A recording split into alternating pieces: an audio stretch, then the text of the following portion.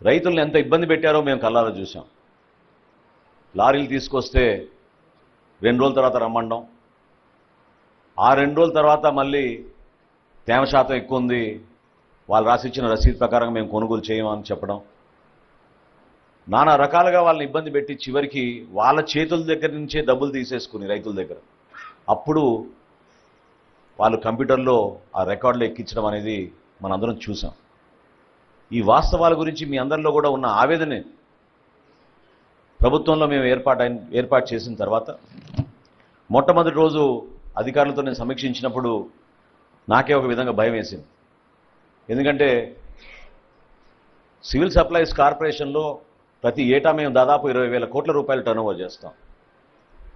గత 5 సంవత్సరాల్లో ఎంత ఆర్థికంగా నష్టం కలిగించారంటే ఈ కార్పొరేషన్కి 40,550 కోట్ల రూపాయల రుణాలు తీసుకున్నారు సివిల్ సప్లైస్ కార్పొరేషన్ నుంచి.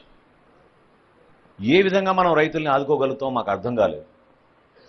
ఆ సందర్భంగా మా అధికారులు 1,674 కోట్ల రూపాయలు బకాయిలు ఉన్నాయి రైతులకి ఇంకా ఇవ్వాల్సిందంటే నిజంగా ఆ అవకాశం ఎట్లా కలుగుతుందా అని ఎదురు చూసాం. కానీ ధైర్యంగా మేము ఇంటర్నల్గా మేము మాట్లాడుకున్న టార్గెట్ పెట్టుకున్నాం.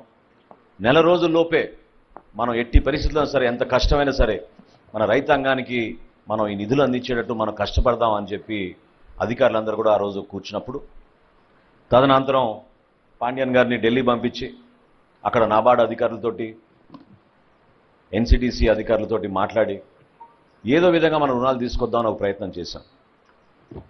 మేము కాకినాడ పర్యటనలో ఆ రోజు అక్కడ పీడిఎస్ రైస్ని ఏ విధంగా దారి మళ్లించారో వాటిపైన మేము సమీక్షించుకుంటూ ఆ ప్రాంతంలో తిరుగుతున్నప్పుడు ఆ రోజు వరకు బ్యాంకర్లు కూడా మేము ఫోన్ చేస్తే ఫోన్ ఎత్తేవాళ్ళు, కానీ ఆ రోజు నుంచి ఫోన్లు ఎత్తడం కూడా మానేశారు. వాళ్ళకు కూడా నమ్మకం కలగలేదు. ఎందుకంటే గత ప్రభుత్వం చేసిన అరాచకం ఎంత వెనకబడిపోయాం మన రాష్ట్రం ఆర్థికంగా అనేది చూసి చాలా వరకు వెనకడుగు వేశారు. 12 లక్షల కోట్ల రూపాయలు అప్పులు చేశారు. ఏ విధంగా ఈ అప్పుల్ని తీర్చాలి? మేము సివిల్ సప్లైస్ కార్పొరేషన్ నుంచి కూడా స్టాచ్యుటరీ పేమెంట్లు కొన్ని చేయాలి. అదే నెలలో మేము 2,000 కోట్ల రూపాయలు బ్యాంక్ ఆఫ్ బరోడా కట్టాలి.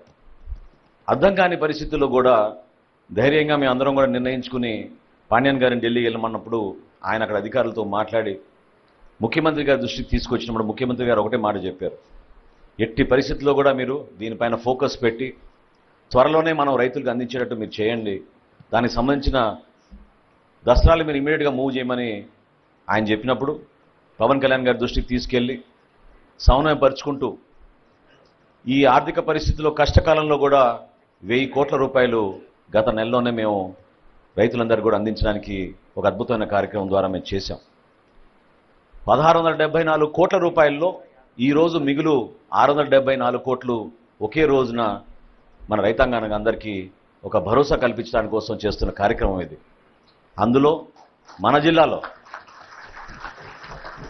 పశ్చిమ గోదావరి జిల్లాలో ఉమ్మడి పశ్చిమ గోదావరి జిల్లాలో 472 కోట్ల రూపాయలు మనం ఈరోజు రైతులందరికీ వాళ్ళ ఖాతాల్లో పడేటట్టు ఏర్పాటు చేశాం. మీ అందరికీ నేను మాట ఇస్తున్నాను, రైతులు పడుతున్న కష్టాల గురించి రైతుకు పెద్దపీట వేయాల్సిన బాధ్యత మా అందరిపైన ఉంది. కూటమి ప్రభుత్వం ఎంత బలంగా నిర్ణయం తీసుకుందో, ఏ విధంగా మీకోసం నిలబడ్డామో, మీ అందరం కూడా ఈరోజు మీకోసం అండగా నిలబడడానికి కోసమే ఇంత దూరం ప్రయాణం చేసి వచ్చాం.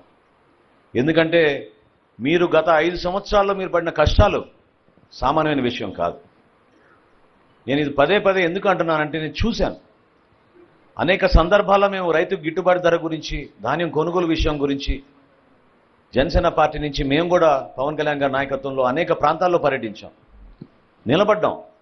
తెలుగుదేశం పార్టీ తరఫున కూడా నాయకులందరూ కూడా అదే విధంగా ఈ జిల్లాలో ప్రత్యేకంగా, ఎందుకంటే డెల్టా ప్రాంతంలో గోదావరి జిల్లాలకు ఉన్న ప్రాముఖ్యత మీ అందరికీ తెలుసు. ఇక్కడే రైతాంగానికి ఇబ్బంది కలిగే పరిస్థితి వచ్చిందంటే మేమే నమ్మలేకపోయాం. కౌలు రైతుల విషయంలో మొట్టమొదటి కార్యక్రమం ఈ ప్రాంతంలో మేము చేసింది మీ అందరికీ తెలుసు. ఆ రోజు పవన్ కళ్యాణ్ గారు సొంత నిధులతోటి 5 కోట్ల రూపాయలు ఆయన కౌలు రైతులను ఆదుకోవాలి, పాపం ఆత్మహత్య చేసుకున్న రైతులకి మనం ఆదుకోవాలంటే చింతలపూడికి వచ్చినప్పుడు ఈ జిల్లాలో 42 మంది ఆత్మహత్య చేసుకున్నట్టే మేమే నమ్మలేకపోయాం.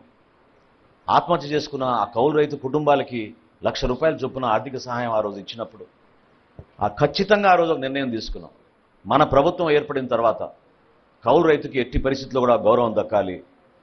ఎవరైతే కష్టపడి పండించుకుంటున్నారో ఆ పండించే రైతుకే సకాలంలో మనం చెల్లించే విధంగా, బ్యాంకుల నుంచి రుణాలు వచ్చే విధంగా, ప్రభుత్వం కూడా ఎక్కడ పొరపాట్లు చేయకుండా కొనుగోలు చేసే విధంగా ముందుకెళ్లాలని ఆ రోజు మేము చేసిన మా ఆలోచనని ఈరోజు ప్రభుత్వంలో అమలు చేసే విధంగా ముందుకు అడుగులు వేస్తున్నాం. ఈ పంట ద్వారా కానివ్వండి, స్థానికంగా ఈరోజు రైతు భరోసా కేంద్రాలని మార్చి రైతు సహాయ కేంద్రాలుగా మార్చాం. రైతాంగంలో ఎవరైతే పాపం నిజాయితీగా కష్టపడి కౌలుదారులుగా ఉన్నారో వాళ్ళందరికీ CCRC కార్డ్స్ ఇచ్చేటట్టు, రేపటి రోజున రెవెన్యూ సదస్సులు ఏవైతే ప్రారంభం అవుతున్నాయో ఆ రెవెన్యూ సదస్సుల్లో మీ అందరికీ కూడా గ్రామ సభలు ఏర్పాటు చేసి ఖచ్చితంగా 100% మన రాష్ట్రంలో ఉన్న కౌలు రైతులందరినీ కూడా ఆదుకునేటట్టు ఈ ప్రభుత్వం మీకోసం పనిచేయబోతోంది. అందుకు ఖచ్చితంగా మీకు రుణపడి ఉంటాం. ఆ రుణాన్ని తీర్చుకునే విధంగా కష్టపడి పనిచేస్తామని మరొకసారి రైతాంగాన్ని ఈ సందర్భంగా తెలుపుకుంటున్నాను.